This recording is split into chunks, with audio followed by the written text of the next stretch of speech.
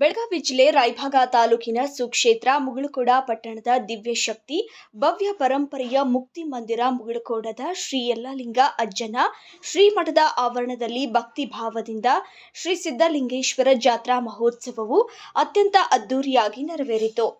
ಪೂಜ್ಯ ಡಾಕ್ಟರ್ ಮುರುಘರಾಜೇಂದ್ರ ಅಪ್ಪಾಜಿಯವರ ಸಾನ್ನಿಧ್ಯದಲ್ಲಿ ರಾಮನವಮಿಯ ಅಂಗವಾಗಿ ನಡೆಯುತ್ತಿರುವ ಈ ಜಾತ್ರಾ ಮಹೋತ್ಸವದಲ್ಲಿ ಲಕ್ಷಾಂತರ ಭಕ್ತರ ಸಮ್ಮುಖದಲ್ಲಿ ಲೋಕ ಕಲ್ಯಾಣಕ್ಕಾಗಿ ಜಯಘೋಷ ಹಾಗೂ ಹರ್ಷೋದ್ಗಾರಗಳ ನಡುವೆ ಪೂಜ್ಯ ಅಪ್ಪಾಜಿಯವರು ಅಗ್ನಿ ಹಾಯ್ದು ಭಕ್ತರಿಗೆ ಅಭಯ ಹಸ್ತ ನೀಡಿದರು.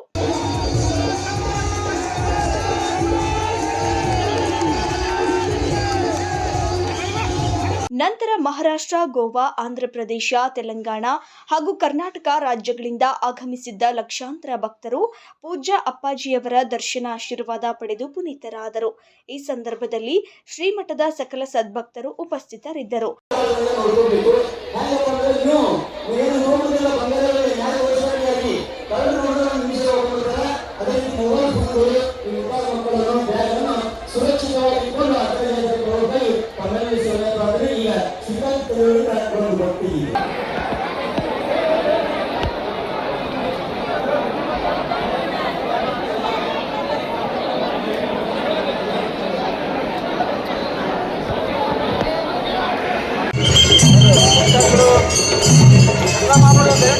Mahadeva Kamble, satellite news Kannada, Raybag.